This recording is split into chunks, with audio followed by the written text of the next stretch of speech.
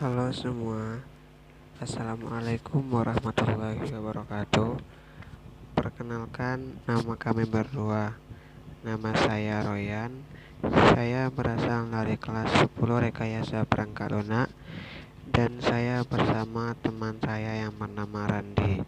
Dan dia juga berasal dari jurusan yang sama. Kami di sini ingin menjelaskan kapan berdirinya dan penyebab diberikannya nama Jembatan Petrek.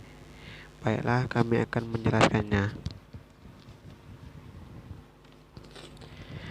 Sejarah berdirinya Jembatan Petrek. Aset sejarah peninggalan pemerintah kolonial itu diresmikan pada tahun 1939. Jembatan Petrek sendiri memiliki panjang 197,4 meter dan lebar 4 meter dengan 4 lengkungan. Petrek diambil dari nama Putri Petrek Wilhelmina Armgard, yaitu cucu dari Ratu Belanda Wilhelmina. Pada zaman kolonial Belanda, jembatan ini merupakan akses jalan utama untuk transportasi darat yang menghubungkan wilayah Sumatera, mulai dari Aceh, Sumatera Utara, Sumatera Barat, Jambi, hingga menuju Pulau Jawa. Kemudian pada tahun 1973, Jembatan Petrek mengalami kerusakan di bagian ujung jembatan dan tidak bisa digunakan lagi. Jembatan ini dibangun dengan panjang sekitar 100 meter dengan lebar 5 meter di atas Sungai Tembesi. Jembatan bersejarah ini merupakan salah satu hasil dari kerja paksa yang dilakukan oleh Belanda yang dibuat oleh pribumi pada tahun 1936 dan akhirnya berhasil berdiri dan kemudian diresmikan pada tahun 1939 dengan nama Petrek Brug. Ketika Anda berkunjung ke Kabupaten Sarolangun, pastinya akan melewati jembatan bersejarah ini.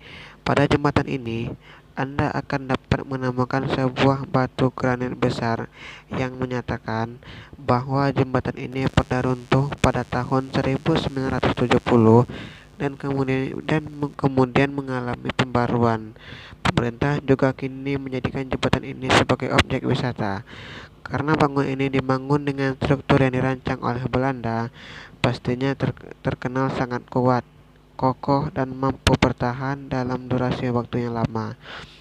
Namun meskipun begitu, jembatan bersejarah ini pernah roboh pada tahun 1970. Berdasarkan saksi sejarah dinyatakan bahwa hentakan dari runtuhnya jembatan tersebut bisa terdengar dari radius cukup jauh. Sebelum jembatan bersejarah tersebut runtuh, jembatan tersebut merupakan salah satu penghubung antara Pelayang dan juga Pasar Bawah, yang saat ini hanya berupa bangunan tua dengan beberapa kios. Jembatan ini dijadikan sebagai sebuah pelabuhan aktivitas yang cukup padat. Dalam proses pembangunannya, diperkirakan Belanda mengeluarkan biaya 130 gulden.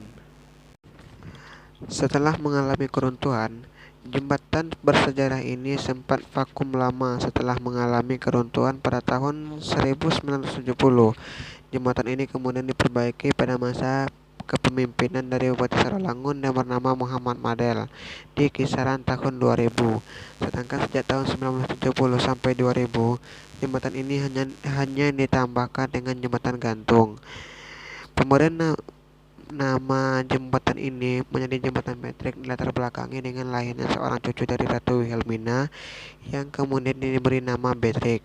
Kemudian setelah jembatan ini berdiri, para pemerintah setempat berinisiatif untuk meminta izin agar bisa memberikan nama jembatan tersebut sesuai dengan nama cucu Ratu Wilhelmina dan mendapatkan persetujuan.